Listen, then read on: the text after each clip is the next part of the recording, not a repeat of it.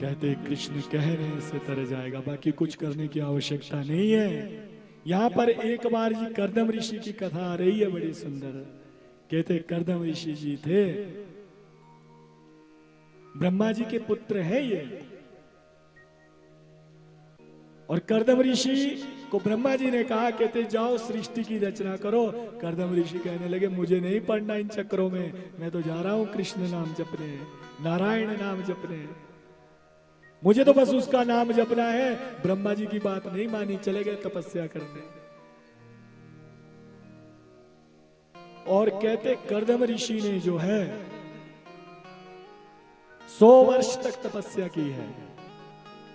100 वर्षों के बाद समाधि टूटी है कर्दम ऋषि की। और जब समाधि टूटी तो मन में क्या क्या भाव आया, अरे मेरे पिताश्री की आज्ञा थी कि विवाह करो और गृहस्थ आश्रम को धारण करो, मैंने उनकी बात नहीं मानी। चलो अब मैं विवाह के लिए तप करता हूं कि मुझे सुंदर पत्नी मिल जाए, है? क्योंकि बूढ़े हो गए हैं कर्दम ऋषि, अब कोई अपनी बेटी देने वाला नहीं है। तो आज तप प्रारंभ किया किसके लिए, कि मेरा ब्याह हो जाए, है? ब्याह हो जाए बस मेरा। और आज कर्दम ने कहते फिर से 50 वर्ष तक कर्दम ऋषि ने फिर से तप किया है, कन्हैया को बुलाया है, नारायण को बुलाया है। और आज भगवान प्रसन्न होकर जो है आज कर्दम के समक्ष खड़े हुए और कहने लगे, भगवान अरे कर्दम तूने मेरी बड़ी श्रद्धा से भक्ति की है, मैं तेरी भक्ति से प्रसन्न हूं, मांग क्या चाहिए तुझे। कर्दम जी कहते हैं महाराज मुझे कुछ नहीं चाहिए। अब कर्दम जी नहीं कह पा रहे कि मैंने भजन किस लिए किया है। कहते कुछ नहीं चाहिए प्रभु, आपका दर्शन चाहिए था सो हो गया, बस इससे ज्यादा कुछ नहीं चाहिए। नारायण ने कहा, अरे कर्दम मेरी भक्ति कभी निष्फल नहीं हो सकती, मेरा नाम जिसने जपा है उसको मैं उस तरह से फल देता हूं। हम लोग कभी सोचते हैं ना, लो जी हम तो इतनी भक्ति करते हैं भगवान की पर हमें पुण्य नहीं मिलता, हम सुखी नहीं है। वो हमारा पड़ोसी कभी उसने जोत भी नहीं बाली, धूप भी नहीं बाला, फिर भी वो खुश है? ये आती है हमारे मन में बात। परंतु उस परमात्मा से बड़ा कोई नहीं है। आपने देखा होगा, कभी ध्यान से सुनना मेरी बात, बड़ी ध्यान से सुनने वाली बात है। कभी माँ को अपने बच्चे को कपड़े पहनाते देखा है आपने? आप खुद सब माताएं जानती है, छोटा बच्चा होता है ना, बाहर से गंदे कपड़े करके आएगा, अब माँ के पास आएगा, माँ क्या करेगी, सुंदर वस्त्र उसे डालने लगेगी, डालती है कि नहीं? परंतु वो पुराने वाले वस्त्र खोलने ही नहीं देता, रोने लग जाएगा। वस्त्र खोलते हुए जब निकालती है माता तो बच्चा रोता ही रोता है, वो आसानी से खोलने नहीं देता अपने कपड़े। होता है ऐसा कि नहीं? रोता है परंतु माँ तब भी नहीं छोड़ती उसको, फिर पकड़ती है पक्के से, है जबरदस्ती उसके कपड़े उतारती है और फिर नए वस्त्र उसको धारण करवाती है कि नहीं? मानो बोलने का क्या मतलब है कि माँ को पता है कि मेरा पुत्र रो रहा है, जैसे कि हम लोग हैं, हम रो रहे हैं कि भगवान हमारे लिए कुछ नहीं कर रहा है, जबकि भगवान क्या कर रहा है, उस माँ की तरह कर रहा है। उस माँ को पता है कि अगर मैंने इसके वस्त्र नहीं बदलवाए ये गंदा है, ऐसा ना हो कोई बीमारी लग जाए इसको, है इसलिए उसको सुंदर बना के रखती है। उसके रोने के बावजूद उसका रोना नहीं देखती, उसने अपने वस्त्र बदलाने उसको। ऐसा ही भगवान है। उस प्रभु को पता है इसके लिए क्या अच्छा है और क्या बुरा है, जिस तरह से उस माँ को पता है कब इसको क्या देना है, वो निश्चित करेगा, हम नहीं करेंगे निश्चित। हम सिर्फ अपनी चलाते हैं कि हमें तो अभी चाहिए तो अभी चाहिए, पर ऐसा नहीं होता है। उस परमात्मा को सबका ख्याल है कि जिस आदमी के लिए जिस चीज की आवश्यकता है वही मेरा कन्हैया उसे देता है। किसी के लिए जो अच्छा होगा हमारे लिए, हमारा परमात्मा वही करेगा। जिस तरह से एक बच्चे को अपनी माँ के ऊपर भरोसा होता है कि ये जो हमारे लिए करेगी वो हमारे लिए अच्छा ही होगा, और माँ फिर ये नहीं देखती कि ये रो रहा है, तड़प रहा है, कुछ भी हो रहा है, जो उसके लिए अच्छा होगा वही करेगी माँ है। बच्चा बोलता है मुझे स्कूल नहीं जाना है, परंतु माँ डंडा लेकर भी उसको स्कूल को भेजती है, चल, क्योंकि उसे पता है कि आज अगर पढ़ेगा तो कल इसके काम आएगा है। ऐसा ही मेरे स्वभाव मेरे कन्हैया का है, उसे भी पता है कि कब किसके लिए क्या अच्छा है। जो जिसके लिए जो अच्छा होता है वो मेरा कन्हैया पहले ही कर देता है। पर हमारी जो नीति है ना, ये नहीं भरती। हम अपनी मुताबिक चाहते हैं, जो हमें चाहिए उसके मुताबिक नहीं चाहिए किसी को। तो आज कर्दम ऋषि के साथ भी ऐसा ही हो रहा है? कर्दम ऋषि भी कह रहे हैं महाराज कुछ नहीं चाहिए, परंतु वो तो परमात्मा है, उससे क्या छुपाओगे तुम। नारायण कहते हैं अरे कर्दम, तूने मेरी तपस्या जो है विवाह के लिए करी है, विवाह करने के लिए तूने मेरी तपस्या की है, मैं जानता हूं। बताओ कर्दम, तुम्हारे मुख से सुनना चाहता हूं, विवाह के लिए ही तुमने तपस्या की है। अब कर्दम जी क्या करते हैं, एक बार ऐसे कर दी, दूसरी बार ऐसे कर दी है। मानो क्या बात है कि मन मन भावे मुंड हिलावे, वो वाली बात है कि मन में तो है कि हाँ जी ब्याह करना था, पर अब शर्म लगे, इतने बड़े कन्हैया नारायण सामने, उनके सामने कैसे बोले कि मुझे ब्याह करना है? कहते मन मन भावे मुंड हिलावे, कभी ना करे कभी हाँ करे।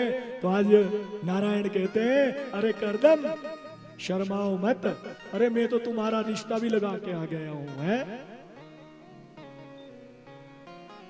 भगवान कहते हैं कहते स्वयंभू मनु की पुत्री है देवहूति। ये स्वयंभू मनु है, इनके जो है वो 5 बच्चे हैं, 3 पुत्रियां हैं, कहते 2 पुत्र हैं।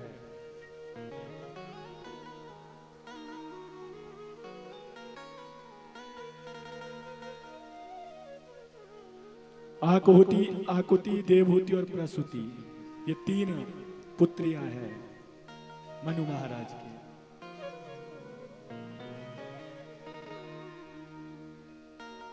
और पुत्र का नाम है प्रियव्रत और उतानपाद, ये 2 पुत्र हैं। तो कहते जो बीच वाली कन्या है देवहूति, कहते उसके साथ मैंने तुम्हारा रिश्ता पक्का कर दिया है, वो तुम्हारी कुटिया में आएंगे तो तुम विवाह के लिए हाँ कर देना। कर्दम जी बड़े चालाक है, कहते हैं प्रभु जी मुझे नहीं करना है विवाह, मुकर रहे हैं आप साहब। नारायण कहते हैं अरे कर्दम मेरी बात की तो इज्जत रख ले, मैं रिश्ता लगा के आया हूं, अब इज्जत कर ले मेरे विवाह। कर्दम जी कहते हैं महाराज मैं विवाह तो जरूर करूंगा, परंतु मेरी भी एक शर्त होगी है। ये शर्त का सिलसिला पहले से चला हुआ है। मना नहीं की, परंतु एक शर्त रखी है, प्रभु मैं विवाह जरूर करूंगा, परंतु मुझे आप जैसा पुत्र मेरी पत्नी द्वारा मुझे प्राप्त हो तो ही मैं विवाह करूंगा, अन्यथा मैं विवाह नहीं करूंगा। नारायण ने कहा मुझ जैसा तो इस पूरी सृष्टि में कोई नहीं है। कर्दम जी कहते हैं महाराज आप ही तब पुत्र बन के आ जाओ ना मेरे घर में है, इससे बड़ी बात क्या हो सकती है, आप ही मेरे घर में पुत्र बन के आ जाओ। तो आज नारायण ने आशीर्वाद दिया है, कहते जाओ कर्दम मैं तुम्हारे घर में जो है वो पुत्र बन के जरूर आऊंगा।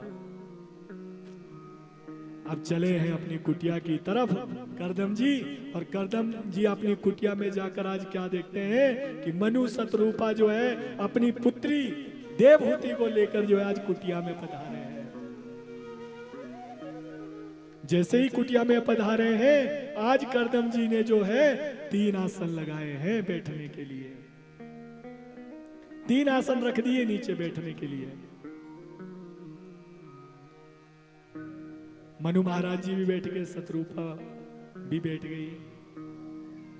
परंतु देवहूति सोचने लग गई, अरे मेरे पिताजी और माताजी जो है मेरा हाथ करदम जी के हाथ में रखने आ रहे, मेरे पति बनने वाले हैं, अभी तो ब्याह भी नहीं हुआ, इनसे पहले एक सेवा कैसे ले लूं? है कैसे इनसे सेवा ले सकती हूं? अगर मैंने अभी से इनसे सेवा ले ली, सेवा का मतलब क्या है? जो आसन दिया है मेरे लिए, अगर मैं उसके ऊपर बैठ गई तो ऐसा हो जाएगा कि इन्होंने मेरी सेवा की, मेरा पतिव्रत धर्म जो है वो नष्ट हो जाएगा। तो आज क्या किया देवहूति ने? कहते अगर नहीं बैठूंगी तो अपमान होगा आसन दिया हुआ। तो आज देवहूति ने अपना हाथ जो है वो आसन के ऊपर रखा है और स्वयं जो है वो नीचे बैठी है। ऐसी भारत की नारी है ये संस्कार है। तो आज जब बैठी है तो आज दोनों आपस में बातें कर रहे हैं, महाराज कैसे हैं? चुप हो गए। अब थोड़ी देर बाद मनु शत्रुपा चुप हो गए, उधर कर्दम ऋषि भी चुप हो गए।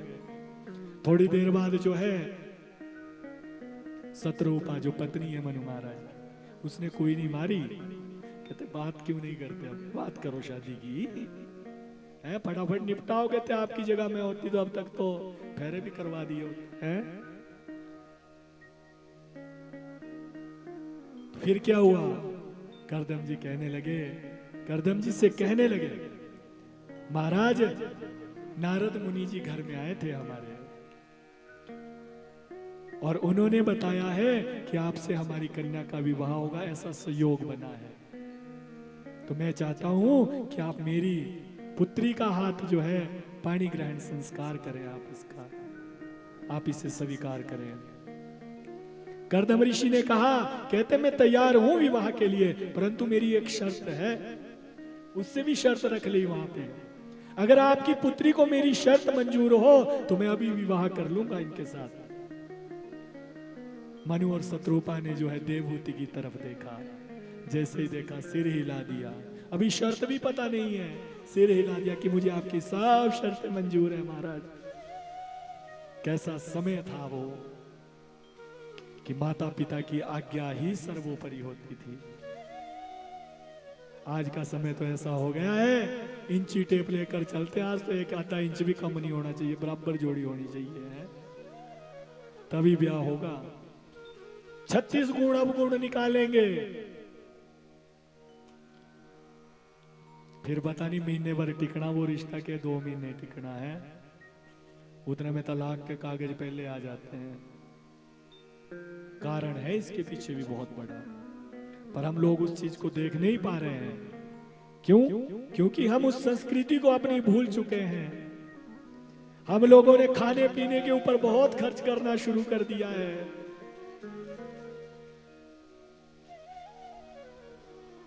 अब कोई लगन नहीं देखता कि लगन का क्या समय है, सबसे पहले जयमाला होगी। सबसे गंदा रिवाज है ये जयमाला का, ध्यान रखना इस बात को। आज के समय ऐसा हो गया, जैसे ही बारात आएगी सबसे पहले जयमाला के लिए ले जाएंगे चेयर के ऊपर, है महाराज जयमाला हो गई। यहां पर दोष है सबसे बड़ा। ब्राह्मण ऐसे ही थोड़ा नहीं आया वहां पर, है उसका काम क्या है कि दोनों स्त्री और पुरुष को आमने सामने ब्राह्मण मंत्रों द्वारा बिठाता है? दिया जाता है ना, वो दही घोल के दिया जाता है सबसे पहले, है पिलाने के लिए, उसके बाद दर्शन होते हैं और अग्नि के समक्ष दर्शन किए जाते हैं ताकि कोई दोष खोट हो वो उस अग्नि में जलकर जो है भस्म हो जाए, है? परंतु नहीं जी, आती सार सबसे पहले उधर से लाड़ा आया, उधर से लाड़ी आई, दोनों की फोटोएं चली हुई है, जयमाला चली हुई है, लगन का समय भी वही निकल गया सारा। ब्राह्मण मुंह देख रहा है बेचारा, कब छुटकारा मिले यहां से, है? बहुत दुर्गति हो गई है। अगर जीवन में अच्छे संस्कार डालना चाहते हो, अच्छा विवाह करवाना चाहते हो अपने पुत्र का या पुत्री का, तो सबसे पहले का कार्य है कि जहां पर विवाह है उस लगन को पकड़ो जो लगन में लिखा हुआ है कि ये समय शादी का है, वो सबसे पहले होना चाहिए। उसके बाद जो मर्जी करते रहो। और दूसरा, सबसे बड़ी बात जो है विवाह में, ब्राह्मण को सदैव खुश होकर भेजना।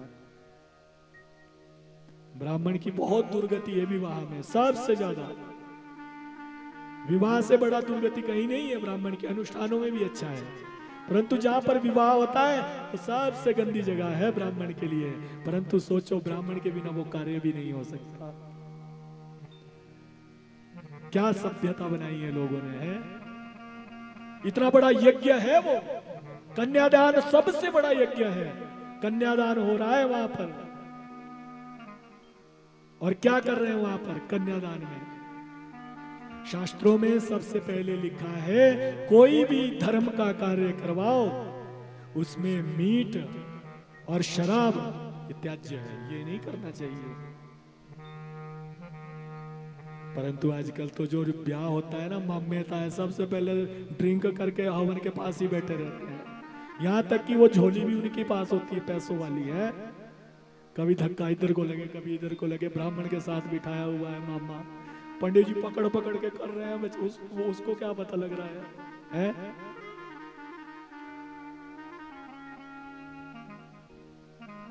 पंडित जी बेचारे कभी चावल फेंकने को बोले तो वहां पे वो फूलों की माला फेंक रहा है। जहां फूल फेंकने को बोल रहे हैं वहां जल चढ़ा रहे, कोई पता ही नहीं है। तो जीवन में याद रखना, अपने बच्चों के जीवन में विष मत घोलो, मत घोलो। ये धर्म कार्य है, कन्यादानम महादानम, ये सबसे बड़ा दान है। जहां पर कन्यादान हो रहा है, लेने जा रहा है, उससे बड़ा दान कुछ नहीं है। विवाह संस्कार, ये संस्कार है। जिस तरह से भागवत पुराण है वो भी एक संस्कार है, एक धर्म कार्य है। वो बंधन में बंधने जा रहे हैं दो जोड़ी, और हम चले हुए पेटियों की पेटियां लेकर महाराज हैं, खड़े खड़े हम लोग खा रहे हैं। क्या कलयुग है? हमारे नियमों में ये नहीं है कि खड़े खड़े होकर भोजन करें, नहीं, कहीं बैठकर भोजन करना चाहिए। खड़े खड़े खाना हमारा काम नहीं है। बुरा मत मानना, खड़े खड़े खाने का काम किसका है? कुत्तों का होता है। कुत्ता कभी बैठ के नहीं खाता, वो खड़ा खड़ा ही खाता है। इसलिए ध्यान रखना, ये स्टैंडिंग प्रोग्राम में बस दूर ही रहना इनसे। बैठ के भोजन करो। और वो जूठ मीठ चला हुआ, कोई किधर से डाल रहा है, कोई बस अपनी प्लेट में वो खा रहा है, उसमें ही छू चला हुआ, सब कुछ है, निषेध है सब कुछ। वो काम ही नहीं हुआ, वो विवाह ही नहीं हुआ। फिर दूसरी सबसे बड़ी बात, सब कुछ हो जाएगा, ब्राह्मण से आशीर्वाद लेने आएंगे, ब्राह्मण बड़ी आशीर्वाद देगा। परंतु जब दक्षिणा की बारी आती है तब मुंह लटकते हैं सबके ब्राह्मण के लिए। वही है, ले अब मांगे इसने, चलो दे दो इसको 1100 रुपए, करो इसको किनारे। है इतनी हजारों का टेंट लगाया हुआ है, लाखों का टेंट लगाया हुआ है भाई, हजारों की दारू घर में आई है, इतनी सारी व्यवस्था बनाई है, किसके लिए? उस संस्कार के लिए कि अच्छे से हो जाए। और उसको करवाने वाला अधिष्ठात्री कौन है? ब्राह्मण है। अब जब उसकी बारी आती है ना, तो 4 आदमी शराबी बिठाए जाते हैं इर्द गिर्द। हाँ जी बोलो जी, क्या दइए क्या दइए पंडित? ओ मैं, तुमने कौन सी जमीन जायदाद कर देनी पंडित के हवाले, जो इतनी मीटिंग कर रहे हो तुम लोग? हैं 1100-2100 रुपए देने के लिए 4 आदमी रिश्तेदार इकट्ठे करेंगे। अरे जब तू शराब लेके आ रहा तब तूने पूछा किसी से कि मैं कितनी की लेके आऊं? चला हुआ तू ढो रहा है ना, पुलिस का डर है भी पकड़ लिया कहीं तो क्या हो जाएगा। घर में ब्याह लगा हुआ है, मैंने कहीं देखे हैं शराब पकड़ ली रास्ते में, वो ठोका जेल में उन्होंने। घर में ब्याह हो रहा है, वो जेल में है बेचारा। है ऐसी आफत क्यों लेनी सिर? इसलिए दान करते हुए किसी से पूछना नहीं चाहिए। आप चाहे ब्राह्मण को थोड़ा ही दो, परंतु प्रेम से दो, सबसे बड़ी बात होनी चाहिए, तभी ब्राह्मण आशीर्वाद दे के जाता है। तो जीवन में याद रखना, जिन जिन के बच्चे हैं, अभी ब्याह से बहुत के होने हैं, तो घर में दारू इत्यादि निषेध करना, बिल्कुल बिल्कुल निषेध करना, मत पिलाना किसी को। जितना पैसा आपका उस दारू का बचेगा उस बेटी के लिए देना, उस बेटे के लिए देना कि बेटा अगर तुम्हें कभी धन की आवश्यकता हो तो इस पैसे को यूज करना। अरे तुम्हारे जैसा जब तुम दारू पिला रहे हो, किसी की सेहत के साथ तुम लोग खिलवाड़ कर रहे हो, उसे जहर दे रहे हो, अपने रिश्तेदारों को जहर बांटा जा रहा है, क्यों नहीं समझ रहे इस बात को?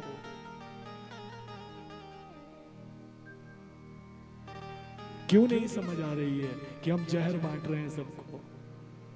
और ये जहर इतना बुरा है, कईयों के घर बर्बाद हो गए इस दारू के चक्कर में है। मारपीट घर में चली हुई है दारू के चक्कर में। मैं तो यही निवेदन करूंगा इस व्यासपीठ से, अगर किसी को ये लत लगी है तो इसको छोड़ने की कोशिश करना। अच्छी चीज नहीं है। मान लो किसी का पिता अगर ड्रिंक कर रहा है, बीड़ी पी रहा है, सिगरेट पी रहा है, अगर वो बच्चा कल को पिएगा तो आप उसको रोक नहीं पाओगे, क्योंकि उसने अपने पिता को देखा है करते हुए। और हर एक बच्चा ये सोचता है जैसा मेरा पिता है मैंने भी वैसे ही बनना है? सोचता है या नहीं? और ये नेचुरली ही बात है, जिसके पिता ड्रिंक करेंगे उसका आगे पुत्र भी ड्रिंक करवाएगा। क्या कोई बीच में निकल जाए जो नहीं करेगा, जिसके दिमाग में ये बात आ जाए कि नहीं ये अच्छी चीज नहीं है? परंतु ज्यादातर लोग मैंने देखे हैं, चलो पिताजी तो थोड़ी लेते थे, अब बच्चा से होके उसको बोतल भी कम पड़ती है, ऐसा है। इसलिए इस जहर को बांटना बंद करो, जीव की हत्या करनी बंद करो, अपने सनातन धर्म को पहचानो। कितना सुंदर धर्म है हमारा, इससे बड़ा धर्म और कोई नहीं है। तो शादी ब्याह की बात लगी हुई थी, तो आज करदम जी ने अपनी शर्त बताई। क्या शर्त थी? अपनी शर्त बता रहे हैं, कहते देवी हमारे एक पुत्र होगा, मैं उसी समय जो है वानप्रस्थ कर जाऊंगा, वन को निकल जाऊंगा, फिर मैं गृहस्थ आश्रम में नहीं रहूंगा। देवहूति ने हामी भरी, विवाह हुआ, हाथों में हाथ रखा, मनु शत्रुपा निकल गए। जैसे ही विवाह हुआ, करदम जी ने कह दिया देवहूति से, मैं तो तपस्या करना चाहता हूं और मेरी तपस्या में विघ्न मत करना। जब तक मैं खुद ही तपस्या से ना उठूं तब तक मुझे उठाना नहीं। आज एक पत्थर की शिला है, उसके ऊपर बैठ गए और आज ऐसी समाधि लगी, ऐसी समाधि लगी भगवान के नाम में। कहते 70 वर्ष हो गए समाधि में, 70 वर्ष हो गए। 70 वर्ष बाद जो है आंख खुलती है करदम जी की, और 70 वर्ष बाद क्या देखते हैं?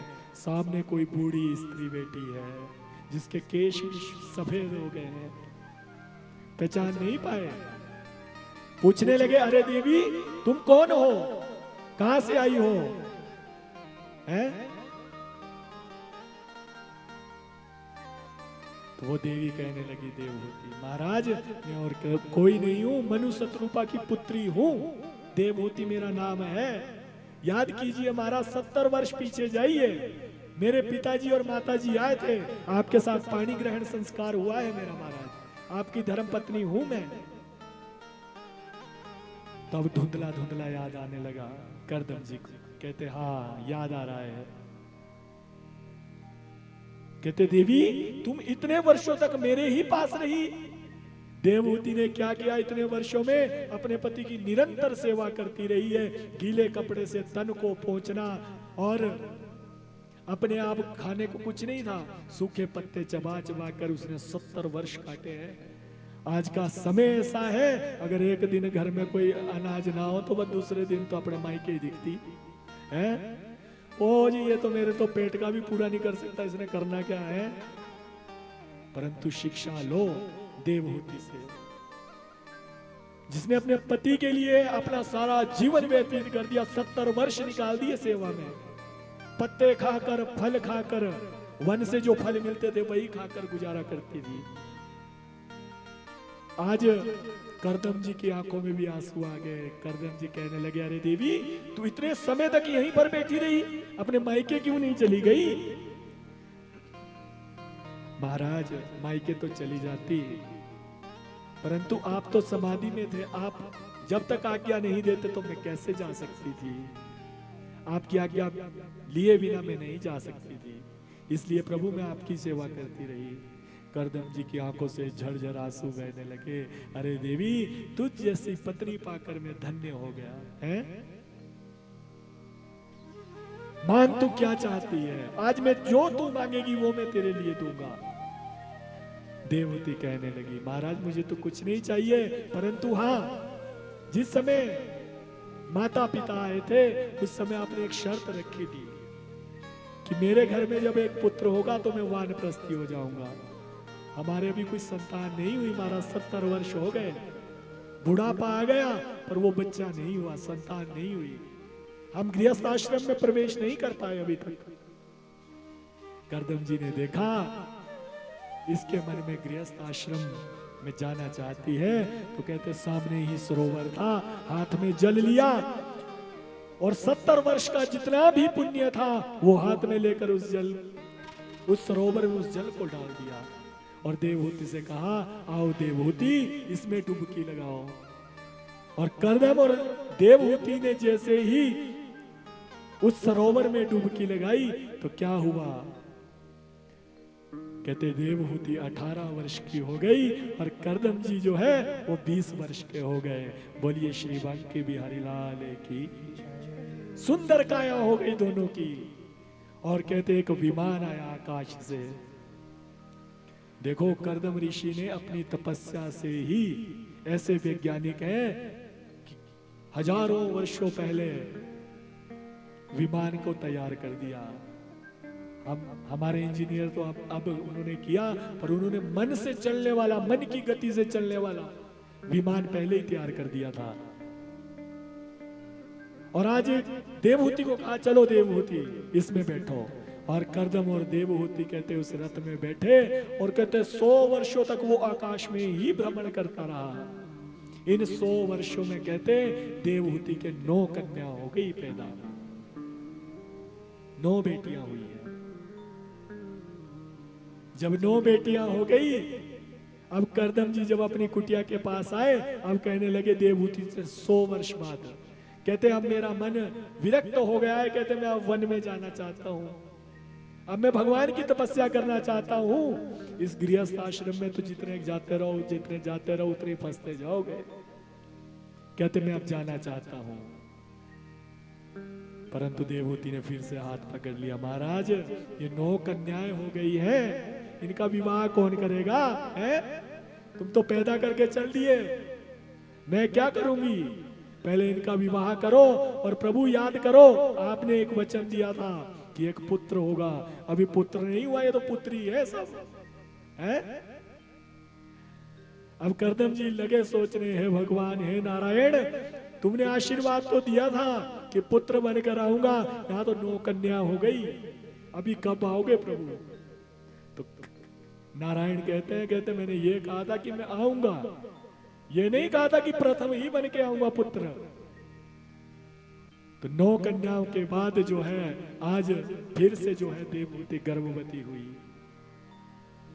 और जैसे ही आज 10वां बच्चा होने वाला है, तो आज जो है 10वां बच्चा देवहूति को होता है और उसका नाम कपिल देव मुनि रखा गया है, जो साक्षात भगवान का स्वरूप है। बोलिए श्री कपिल देव महाराज की। और जैसे ही कपिल देव जी होते हैं, करदम जी आशीर्वाद लेकर, महाराज मुझे पता है आप साक्षात नारायण हैं, अपनी माँ को संभालो, इसे ज्ञान दो, और मैं तो आपको पाने के लिए जो है अब जंगल जा रहा हूं, मुझे तो वहां पर तपस्या करनी है।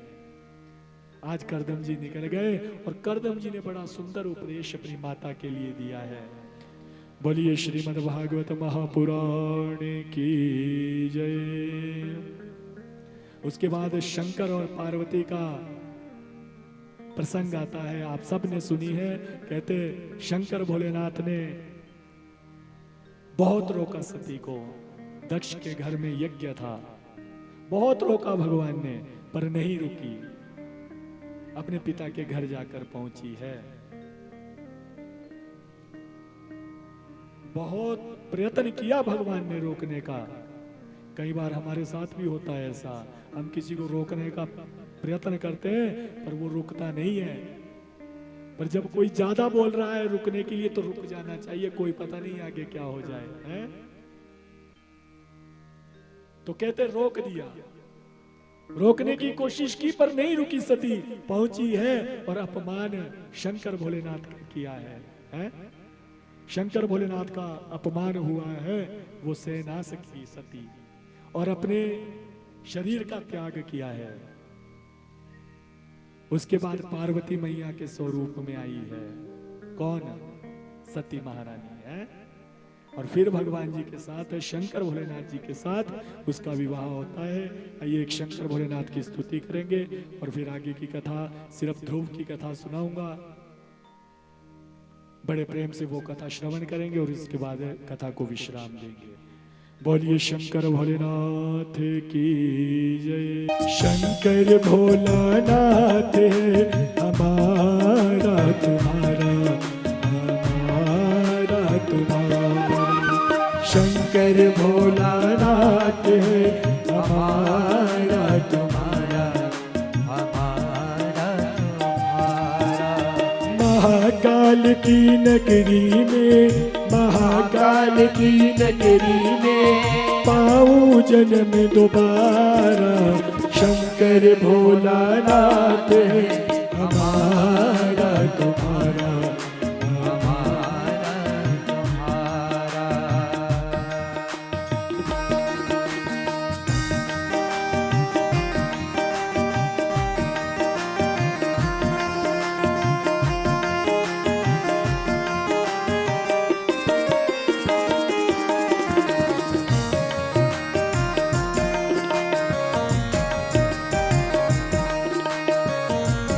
अभी जरा भाव से हाथ उठा के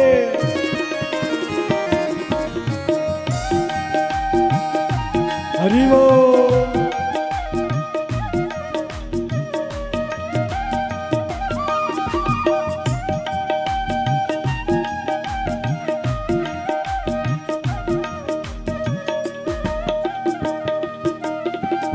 इस नगरी के कंकर पत्थर हम बन जाए, इस नगरी के कंकर पत्थर हम बन जाए।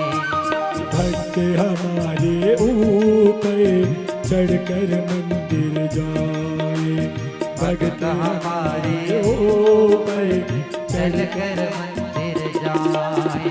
भक्त जनों के पाँव पड़े तो, भक्त जनों के पाव पड़े तो हो उद्धार हमारा।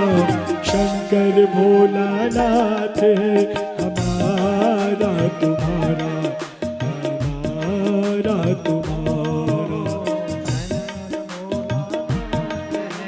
हमारा तुम्हारा, हमारा तुम्हारा। जय हो।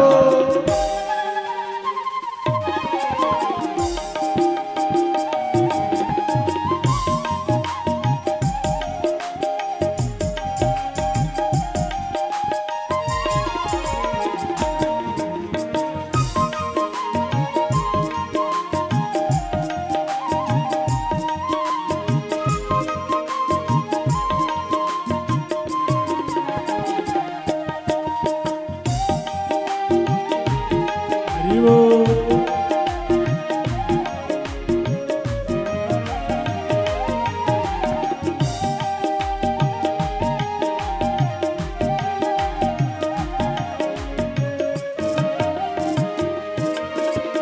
जब भी ये तन त्यागो, त्यागो क्षिप्रा तट पे। जब भी ये तन त्यागो, त्यागो क्षिप्रा तट पे। इतना करना स्वामी और मरो मर घट पे। इतना करना स्वामी और मरो मर घट पर। मेरी भस्मी चढ़े आप पर, मेरी भस्मी चढ़े आप पर। पाऊं प्यार तुम्हारा। शंकर भोलानाथ है हमारा, ओ शंकर भोलानाथ है हमारा तुम्हारा, हमारा तुम्हारा।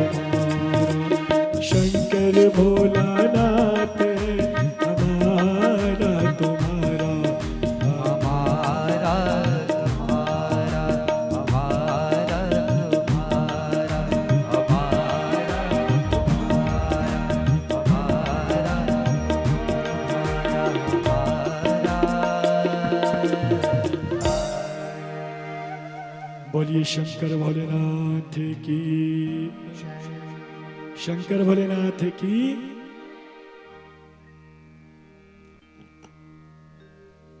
तो कहते हैं बड़े सुंदर रूप से पार्वती मैया का विवाह हुआ, परंतु जब नारद जी आए, नारद जी को पता है, कहते ऐसे नहीं करेंगे। हिमाचल के घर में हुई उत्पन्न, कौन? पार्वती मैया। नारद जी ने दिमाग में डाला। अब जब नारद जी हिमाचल के घर में आए तो कहने लगे, महाराज हमारे पुत्री हुई है हमारे घर में, इसका जरा हाथ देख लो। तो जैसे ही नारद जी ने हाथ देखा, कहा अरे ये तो बड़ी सुंदर रेखाएं पड़ी हुई है, कहते परंतु सिर्फ एक ही बुरी बात पड़ी है।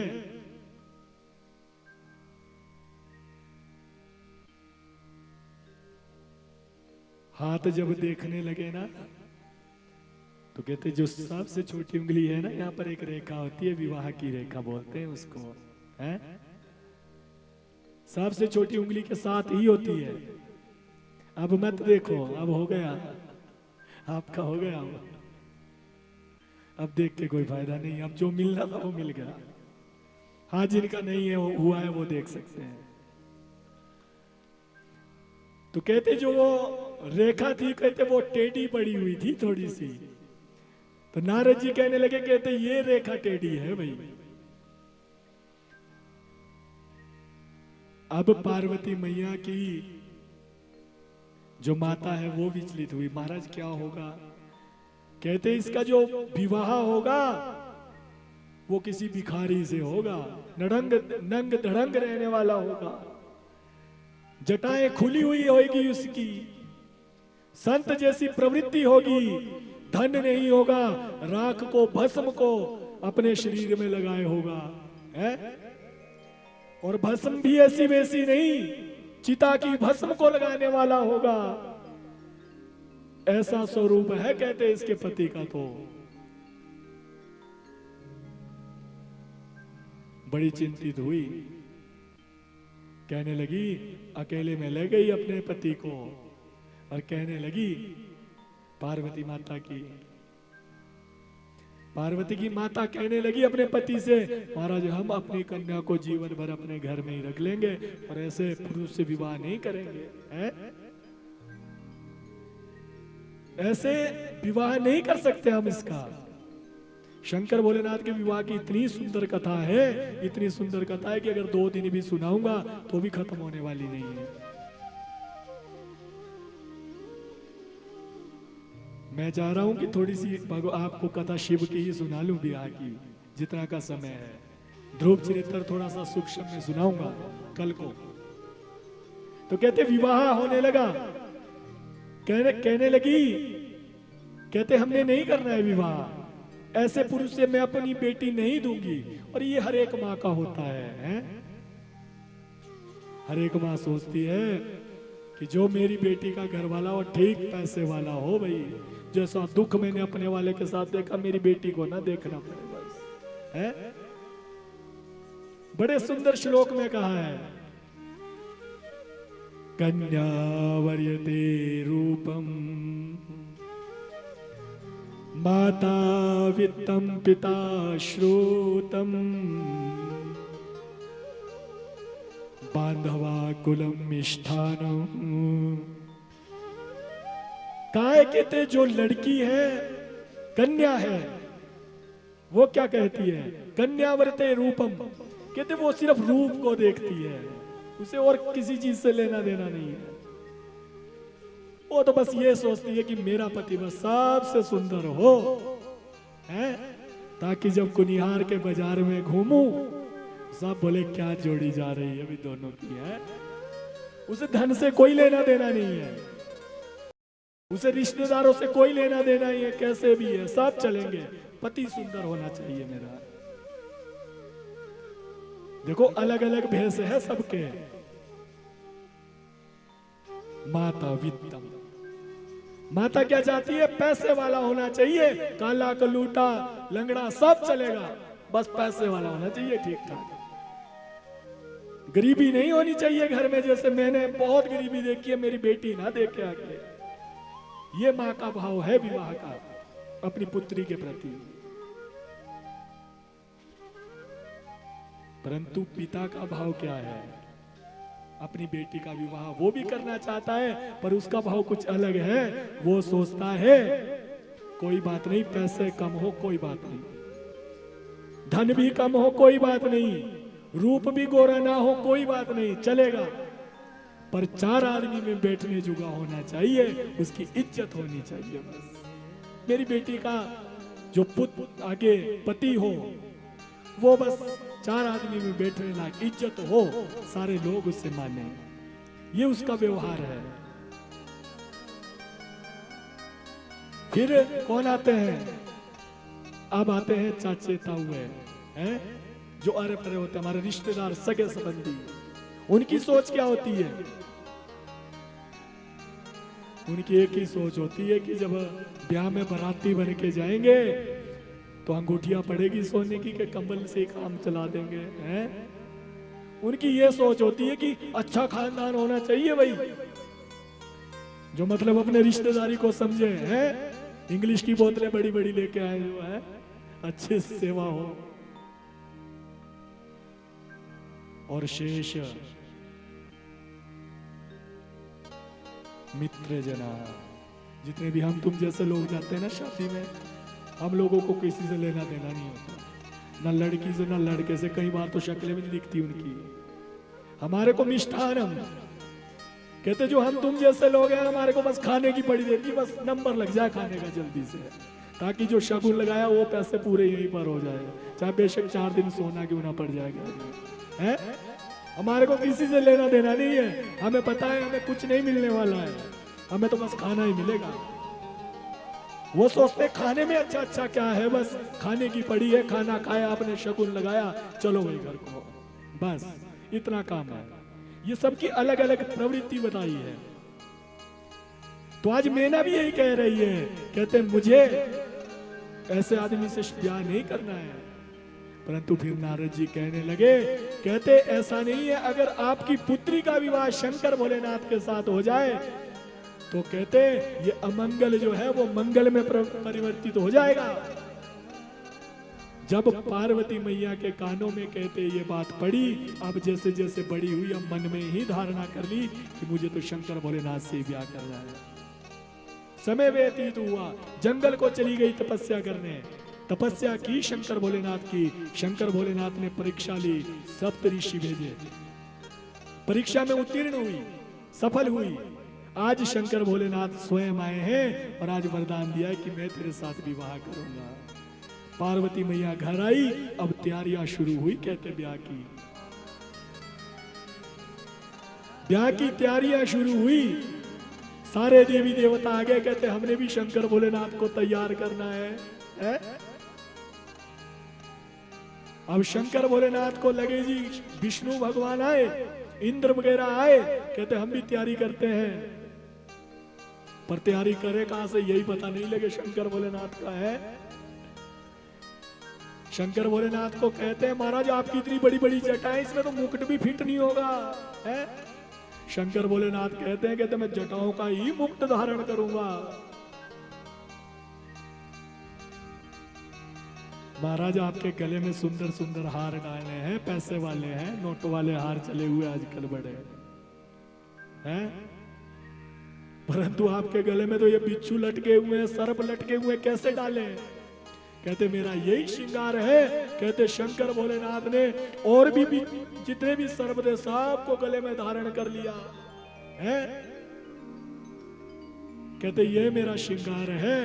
कहते कानों में बिच्छू लटका लिए और शंकर भोलेनाथ मृगशाला, आज शंकर भोलेनाथ नंदी बेल को लेकर जो है ब्याह में चलने लगे। कहते बराती जब इकट्ठे होने लगे तो क्या हुआ, सब भूत प्रेत तो शंकर भोलेनाथ के साथ हो गए, परंतु जितने भी सुंदर सुंदर देवी देवता थे उन्होंने अपनी टोली लगी बना ली। कहते इनके साथ तो जाके बस बेइज्जती होने वाली है, बाकी कुछ नहीं होने वाला। एक तरफ जो है विष्णु भगवान चल रहे हैं, दूसरी तरफ ब्रह्मा जी आगे हो गए। वो कहते हम आगे चलते, आप पीछे से आओ। अब नारद जी बचोला है आज मैना के घर में है। आज जैसे ही अब बारात आने का समय हुआ, आज सब जितनी भी माताएं होती है अपने जो जवाई आता है उसका स्वागत करने के लिए पूजा की थाली लेकर सबसे पहले खड़ी होती है? ये समय था पहले का। तो कहते खड़े हो गए, नारद जी साथ में खड़े हैं।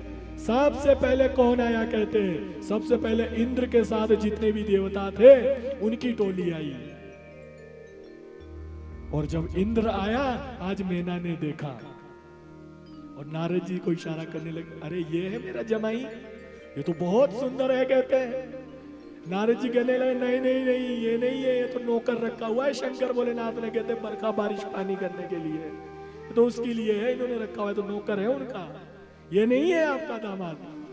आज मैना गदगद हो गई, अच्छा इतना सुंदर नौकर है तो मेरा जमाई जो भाई घर का अधिष्ठात्री होगा वो तो पता नहीं कितना का सुंदर होगा। कहते इंद्र की आई टोली, इंद्र की निकली, पीछे से कौन चला है? पीछे से कहते ब्रह्मा जी चले हैं अपनी टोली लेकर, देवताओं को लेकर।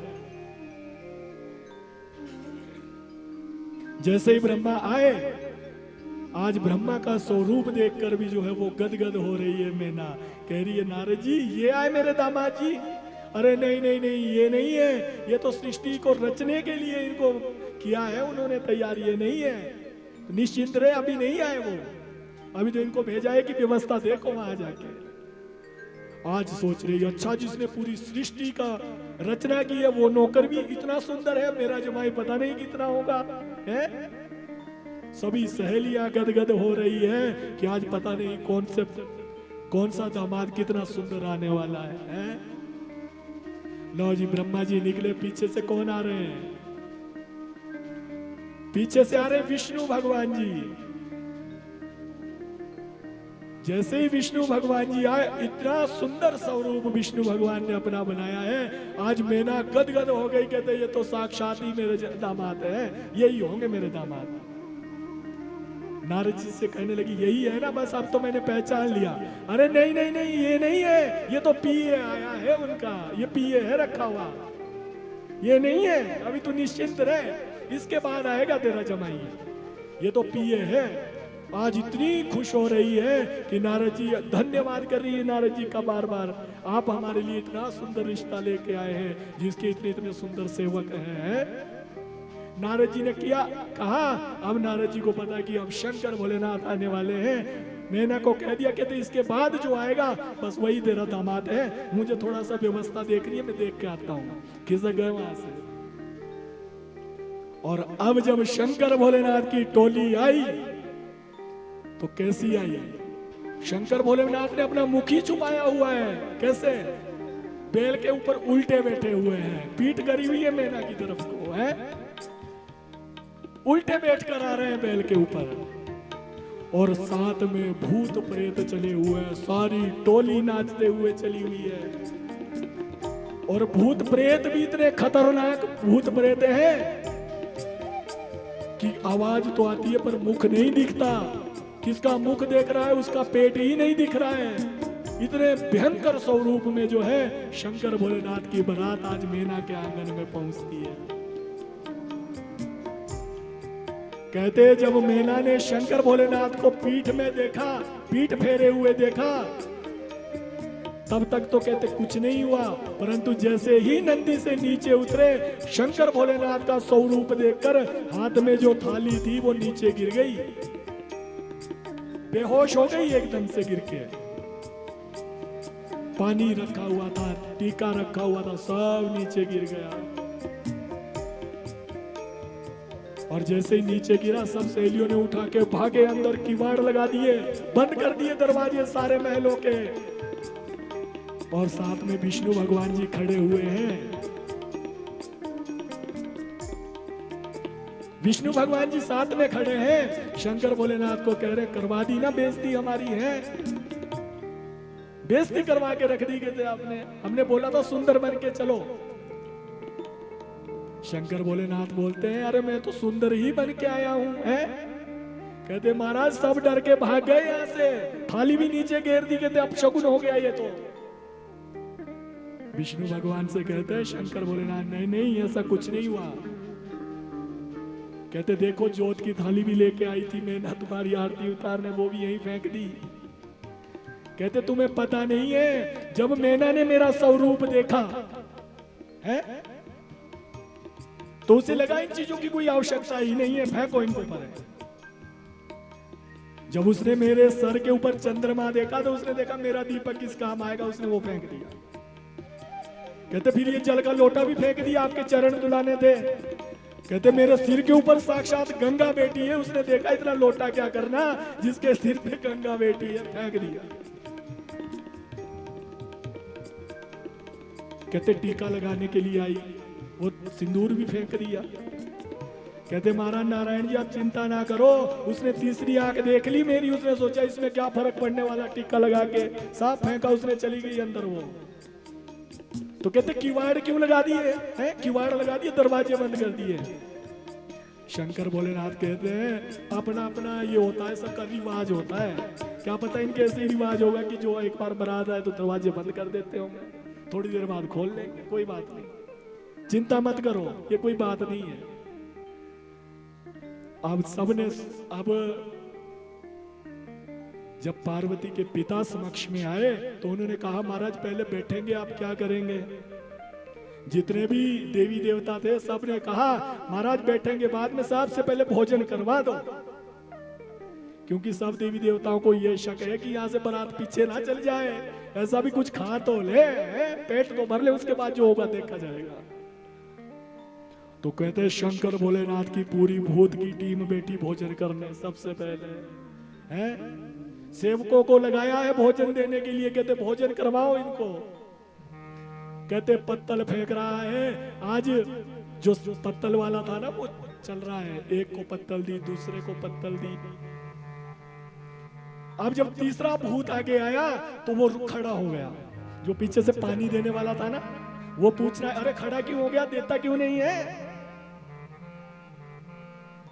तो वो कहता है, कहते मुझे इसके मुख जो है 10 मुख दिख रहे हैं इसके बंदे के, अब मुझे ये समझ नहीं आ रहा एक पत्तल दूं या 10 पत्तल रखूं यहाँ पर। वो कहता है चल चल, मैं वो भूत कहता है कि तुम्हें 10 ही मुख से खाऊंगा, 10 पत्तल रख।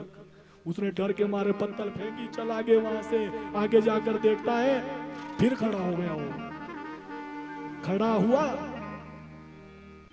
फिर कहता है, पानी वाला पूछता है अब क्या हुआ। कहते ये जो बंदा बैठा है इसके तो मुख ही नहीं है, खाएगा कहां से। उतने में आवाज आती है तू पत्तल रख, खाने का मैं खुद देख लूंगा है। फेंकी उसने, वहां भी पत्तल आगे निकला, आगे देखे मूंड बैठा हुआ है, छोटा सा मुंडी है उसकी। अब वो फिर से खड़ा हो गया, कहते अब क्या करूं, ये खाएगा तो डालेगा कहां, पेट तो है ही नहीं। वो कहता है, कहते मैं मुख में ही रखता हूं भोजन, तो यहाँ पे रख। पत्तल फेंकी, कहते सब अंदर भाग गए वहां से। कहते इतना भयंकर स्वरूप है भगवान शंकर का। आज मैना बड़ी घबराई हुई है, कहते मैं अपनी कोमल सी पुत्री को जो है इसका विवाह इनके साथ नहीं कर सकती, कहते मना कर रही है। परंतु नारद जी ने समझाया ये की परीक्षा ले रहे हैं, जब असली स्वरूप शंकर भोलेनाथ का देखोगे तो इनसे अच्छा स्वरूप किसी का नहीं है। अब ज्यादा नहीं सुनाऊंगा क्योंकि समय ज्यादा हो गया है, मुझे समय का ध्यान ही नहीं रहा था। तो फिर भगवान शंकर का विवाह होता है और सीधे जो है कैलाश पर्वत पर शंकर भोलेनाथ जी जाते हैं और यहीं पर शंकर भोलेनाथ का छोटा सा दृष्टांत जो है ये समाप्त होता है। उसके बाद आगे सुरुचि और सुनीति का चरित्र आता है, जिससे ध्रुव महाराज जी पैदा होते हैं, जिसने 5 वर्ष की उम्र में ही भगवान को अपने समक्ष खड़ा कर दिया था। तो यहीं तक की आज की कथा है, क्योंकि कल मैं आपको थोड़ा आराम से ध्रुव कथा सुनाऊंगा और फिर हम आगे की कथा में प्रवेश करेंगे। कल को आज की कथा को हम यहीं विश्राम करेंगे क्योंकि समय ज्यादा हो गया है, सबने अपना अपना काम करना होता है। कथा और व्यथा ये कभी खत्म नहीं हो सकती है। कहते 4 लेडीज अगर बैठ जाए एक साथ, उनकी बातें कभी खत्म नहीं होगी, चाहे दिन वहीं रात वहीं बीत जाए है। और कथा भी ऐसी है, पूर्ण नहीं हो सकती, जितनी मर्जी सुनाते रहो, परंतु जो शब्द कथा से मिल रहा है उसको अपने जीवन में जरूर